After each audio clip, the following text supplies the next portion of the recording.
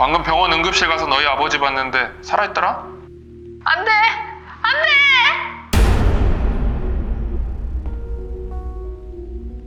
안녕하세요. 로이어랜드의 김지훈. 이지은 변호사입니다. 오늘은 1992년 충청북도 충주시에서 20대 여성 김보은 양이 자신을 12년 동안 성폭행한 의붓아버지를 남자친구 김진관 씨와 함께 살해한 사건에 대해 파헤쳐 보겠습니다. 1992년 1월 17일 자정, 강도 살인 신고가 경찰서로 들어오게 됩니다.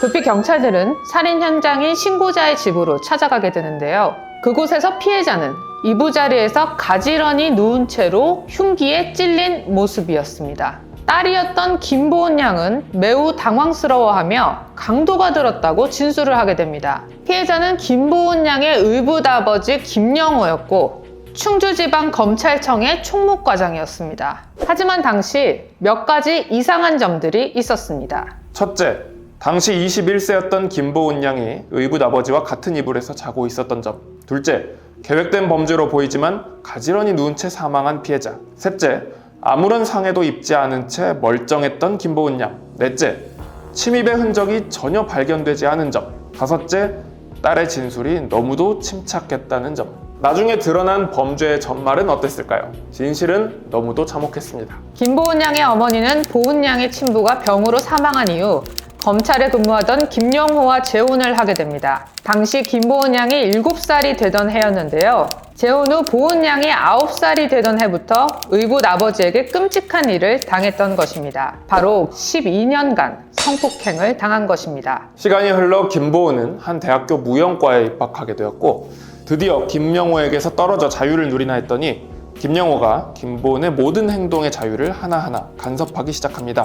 수업 시간 외에는 기숙사에 처박혀 있어라. 그리고 주말에는 무조건 충주로 내려와라. 이런 식으로 협박하면서 김보은 양을 성폭행했습니다. 그런 와중에 김보은에게 남자친구가 생겼고 자신과 데이트할 시간이 없는 것을 궁금해한 김진관이 그 이유를 캐묻자 김영호의 행동이 너무 견디기 힘들었던 김보은은 결국 김진관에게 모든 사실을 털어놓게 되었습니다. 큰 충격을 받은 김진관은 이 문제로 계속 갈등하다가 결국 김영호를 처단한 후 강도 사건으로 위장할 것을 김보은과 공모했고 범행 전날 서울 창동시장에서 범행에 사용할 식칼, 공업용 테이프, 장갑 등을 구입하여 범행 장소인 충주로 내려가 범행을 저질렀습니다. 이 사건은 김보은 양의 의도대로 강도 살인 사건으로 끝나나 했습니다. 하지만 한 경찰관이 사건에 의문을 품기 시작했는데요. 대학까지 가서 기숙사 생활을 하는 성인이 의붓아버지와 한 이불을 덮고 잔다는 점이 이해가 가지 않았기 때문이었죠.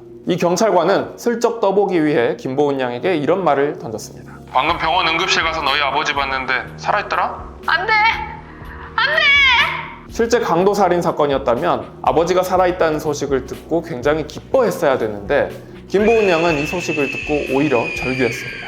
자, 이걸 보고 이상하게 생각한 경찰관은 사건을 본격적으로 파헤치기 시작합니다. 그리고 결국 김보은 양과 그 남자친구 김진관이 의도적이고 계획적으로 의붓아버지를 살해한 사건이었다는 사실이 드러났습니다. 자, 우리 이 안타까운 사건 법 공부하면 자주 보는 판례잖아요. 그렇죠. 김보은 사건 너무나도 유명한 사건이고 정당방위를 공부할 때 사실 가장 먼저 만나보게 되는 사건이잖아요. 그렇다면 이 김보은 사건에서 왜 정당방위가 인정이 되지 않았을까요? 제가 봤을 때는 이 의붓아버지로부터 이렇게 성폭행을 당했단 말이에요. 네, 그렇게 생각할 수 있고 심정적으로는 공감이 굉장히 많이 됩니다. 하지만 우리 판례는 정당방위의 범위를 굉장히 좁게 해석을 하는데 자, 계속적으로 성폭행을 당하고 있다고 하더라도 그 사건 당시에는 성폭행을 당하고 있지 않았고 의붓아버지가 그대로 그냥 잠을 자고 있었던 거죠. 그러니까 쉽게 말해서 예방적인 정당방위를 인정하지 않겠다라는 말입니다.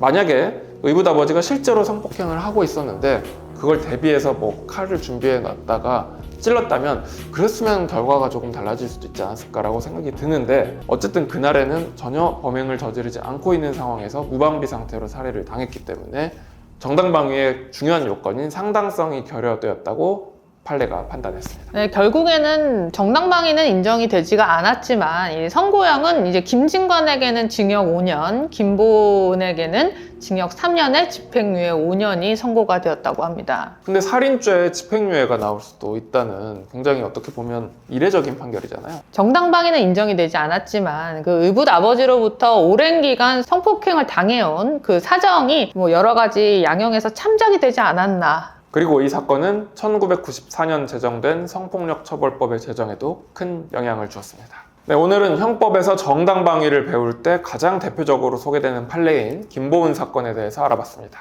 지금까지 로열앤드 이지은 김지훈 변호사였습니다.